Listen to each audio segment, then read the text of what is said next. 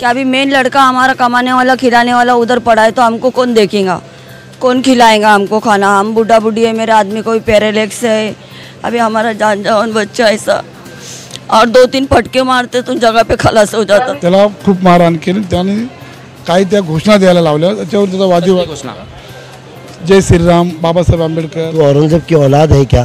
फिर उसको नारे लगाने बोला गया तो पूछा क्यों, किस लिए? तकरीबन 2 घंटा उसे मारा गया, तकरीबन 2 घंटा। मैं हूं आफाक अहमद और आप देख रहे हैं न्यूज़ 18 इंडिया।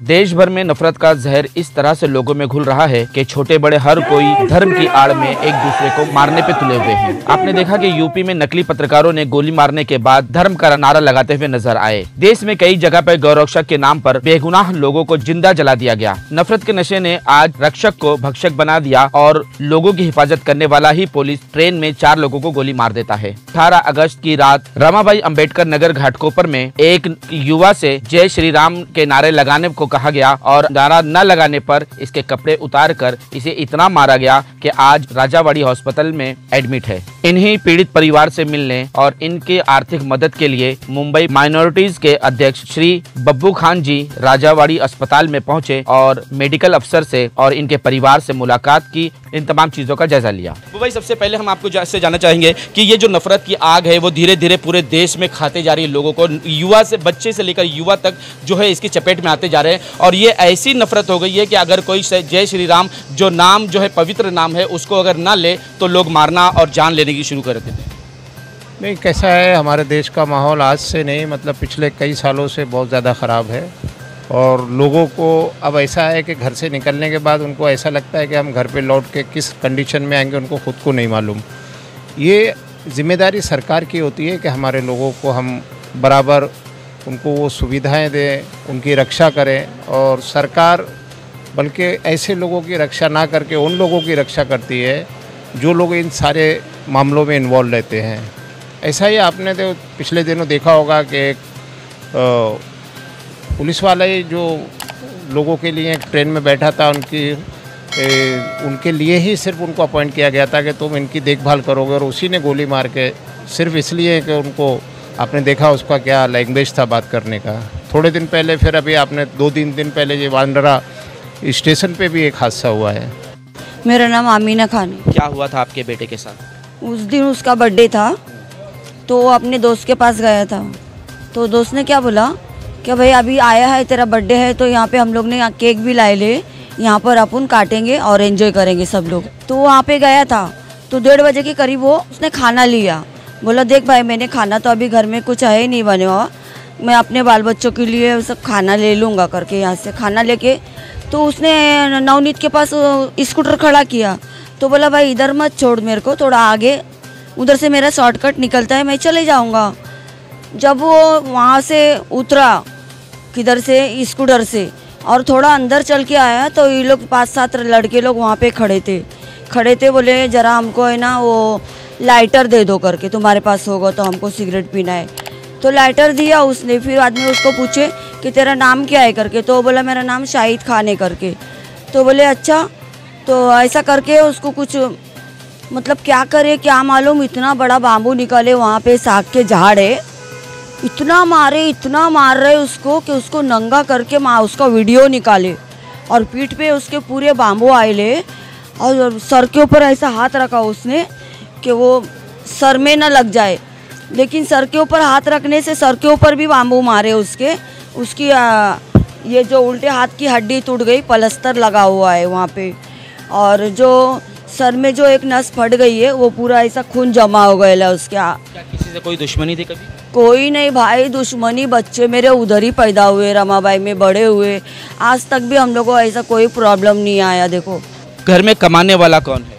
कमाने वाला मेरा एक ही लड़का है। सब डॉक्टर ने कहा है कि कुछ महीने तक वो ऐसी बेड रेस्ट करेंगे, अगर वो ऐसे कुछ महीनों तक बेड रेस्ट करेंगे तो घर परिवार को चलाएगा कौन, कहाँ से आएगा? हाँ, तो यही तो मेन बात है ना कि अभी मेन लड़का हमारा कमाने वाला खिलाने वाला उधर पड़ा है, तो हमको कौन देखेगा, कौन खिलाएगा हमको खाना। हम बूढ़ा बूढ़ी है, मेरे आदमी को भी पैरालिसिस है, अभी हमारा जान जवान बच्चा ऐसा, और 2-3 फटके मारते तो जगह पे खलास हो जाता था। क्योंकि मैं तो समझता हूँ कि इसकी जानकारी सबसे ज़्यादा आपको है। नाही जानकारी नाही आहे. जब मैं संजय शिंदे माझं नाव आहे. ज्यावेळी आम्ही दवाखान्यात आलो त्यावेळी आम्हाला कळलं का 18 तारखेच्या रात्री शाहिद ह्या माझा मित्र आहे, माझ्या चाळीच्या बाजूला राहतो, त्याला खूप मारहाण केली. त्याने काही त्या घोषणा द्यायला लावल्या. त्याच्यावर त्याचा वादविवाद, घोषणा जय श्रीराम, बाबासाहेब आंबेडकर अशा काहीतरी घोषणा द्यायला लावल्या आणि त्याच्यावर त्याला मारहाण केली. परंतु असं व्हायला नको होतं आणि ते आमच्या विभागामध्ये जे झालं ते खूप चुकीचं झालेलं आहे असं मी मानतो. मुझे ये पता चला कि वो लड़का रात के तकरीबन 2 बजे के करीब हाँ अपने घर पे जा रहा था और उसको पहले लाइटर पूछा गया क्या लाइटर है क्या तुम्हारे पास. तो जब वो लाइटर दिया उन्होंने उसको, तो पूछा तेरा नाम क्या है. तो उसने जब अपना नाम बताया तो उससे कहा गया कि तेरा नाम तू औरंगज़ेब की औलाद है क्या. फिर उसको नारे लगाने बोला गया. तो पूछा क्यों, किस लिए. तकरीबन 2 घंटा उसे मारा गया, तकरीबन 2 घंटा. और फिर रात में अफरा तफरी में उसके घर पे उसे हॉस्पिटल, राजावाड़ी हॉस्पिटल तकरीबन 4:30-5 बजे के करीब लाया गया. कल हमारे मंत्री, एक्स मंत्री नसीम खान साहब यहाँ पर आए. उन्होंने पूरा जायज़ा किया. पुलिस प्रशासन को भी उन्होंने बात की और कहा कि इस पे 307 होना चाहिए और नहीं तो पूरी कांग्रेस पार्टी की तरफ से हम लोग धरना लेके चौकी का घेराव करेंगे और उचित से उचित कार्रवाई करेंगे. हमारे ऐसी घटना को मॉब लिंचिंग कहा जाता है, यानी कि भीड़ ने मारा है. अब मैं आपसे जानना चाहूँगा कि जब ऐसे में अगर पुलिस कार्रवाई करती है तो वो इस तरह से करती है कि चंद एक आरोपी को पकड़ लेते हैं और कहते हैं ये लोग आरोपी है. लेकिन अगर यही अगर मुसलमानों की तरफ होता है तो 100 लोगों को गिरफ्तार कर लिया जाता है और उस आरोप में डाल दिया जाता है. तो क्या उस भीड़ की सज़ा, उस भीड़ को सज़ा नहीं मिलनी चाहिए? क्या वो लोग जो इसके संरक्षण में वहाँ खड़े थे उन पर ये सज़ा नहीं मिलनी चाहिए उनको? बिल्कुल होना चाहिए था, बिल्कुल होना चाहिए था. और ये सरकार की जिम्मेदारी है. इस देश का कानून, बाबा साहब अम्बेडकर का जो संविधान के हिसाब से जो हम लोग नहीं चल पा रहे शायद. अगर हमने जिस तरीके के हालात देखे हैं और संविधान की किताब जिन लोगों ने पढ़ी है और जो कानून अगर जिस तरीके से उन्होंने लिखना चाहिए, गवर्नमेंट के जो हमारे पुलिस अधिकारी रहते हैं उनको पूरी तरीके से ये देखना चाहिए कि कौन गुनाहगार है कौन नहीं है.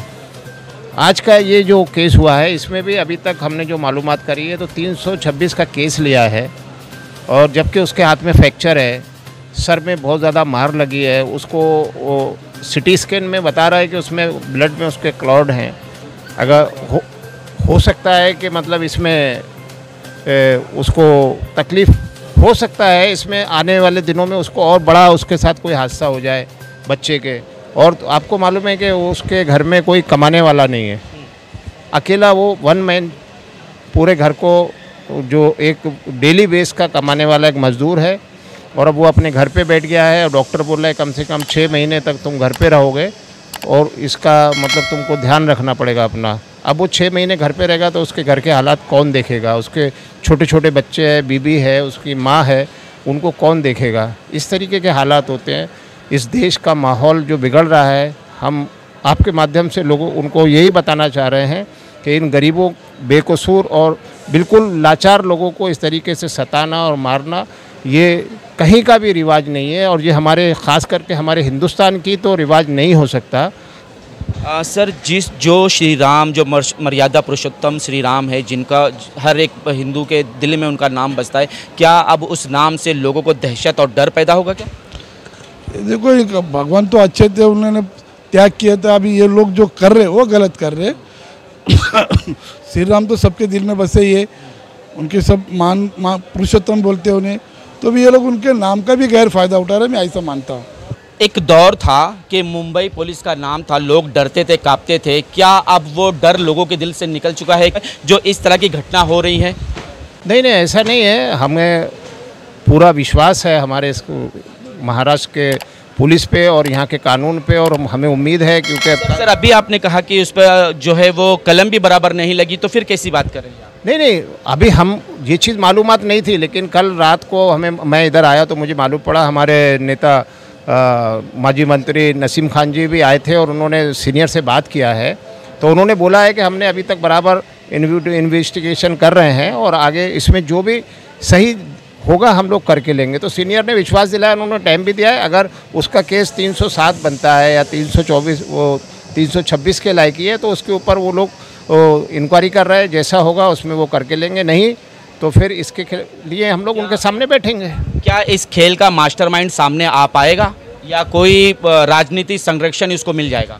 अभी तक जो जानकारी है 2 से 3 लोगों को उन्होंने अरेस्ट किया है और उनसे ही इंक्वायरी करेंगे कि वो कौन कौन लोग थे और जो भी लोग गुनाहगार हैं। अभी बच्चे का तो ऐसा कहना है कि 6 से 7 लोग थे। अभी वो ऐसा बोल रहा है, अभी पुलिस ने उससे अपने इंटरव्यू में क्या लिया है उनसे वो भी मुझे बराबर मालूम नहीं है, लेकिन आने वाले 2-4 दिन में जो भी इन्वेस्टिगेशन होगा उसमें मालूम पड़ेगा कि असल कौन आरोपी है और वो आरोपी इन्हें इस तरीके से इतना बेदर्दी से गरीब इंसान को मारा है, उनको उसकी किए की सज़ा मिलना चाहिए। उसका कहना था कि मैं किसी अपने दोस्त के पास गया था और उससे मेरे पास खर्चे को पैसे नहीं थे, उससे खर्चे के लिए पैसे मांगे मैंने और उसके बाद ये प्रॉब्लम खड़ा हुआ कि मैं पैसा लेके उससे वापस आ रहा था तो मुझे रास्ते में पकड़ के नाम पूछे और मुझे मारे। क्या अभी मेन लड़का हमारा कमाने वाला खिलाने वाला उधर पड़ा है तो हमको कौन देखेगा, कौन खिलाएगा हमको खाना? हम बूढ़ा बूढ़ी है, मेरे आदमी को भी पैरालिसिस है, अभी हमारा जान जवान बच्चा ऐसा और 2-3 फटके मारते तो जगह पे खलास हो जाता था। तो ये रोती बिलखती माँ है जो ये लोगों से आह्वान कर रही है कि आज हॉस्पिटल में 4 लोग मेरे बच्चे को देखने आएंगे, उसकी हाल खबर ले लेंगे। जब ये हॉस्पिटल से डिस्चार्ज होकर घर तक पहुंचेगा और 4-6 महीना बेड रेस्ट करेगा तो ऐसे में उसके परिवार को देखेगा कौन, खिलाएगा कौन? आज इस महंगाई के दौर में उस बच्चे के उस माँ बाप को कौन देखेगा, कौन उसका हाल देखेगा? क्योंकि डॉक्टर्स यहाँ भी वो देखने को तैयार नहीं है क्योंकि उसके सर पर इतनी बड़ी चोट आई है कि यहाँ पर वो मशीनरी नहीं है, वो डॉक्टर्स नहीं हैं जो इसका इलाज यहाँ पर राजावाड़ी में सही से कर सके। उसे साइन भी शिफ्ट करने की बात की जा रही थी लेकिन किसी वजह से डॉक्टरों ने रोका है और उसके बाद आगे की ये स्टोरी बढ़ेगी। लेकिन हम आपसे यही बार बार निवेदन करते हैं कि आप सतर्क रहें क्योंकि आपके मोबाइल पे जिस तरह की मैसेज चलती है, जिस तरह का नफरती मैसेज आता है उससे आप रुक जाएं, ना किसी को भेजें, ना कहीं पर जाने दें। इन तमाम अफवाहों से बचने की कोशिश करें ताकि देश में शांति और अमन कायम रह सके। आज तक के लिए इतना ही। देश विदेशी खबरों के लिए देखते रहें न्यूज़ NSO इंडिया।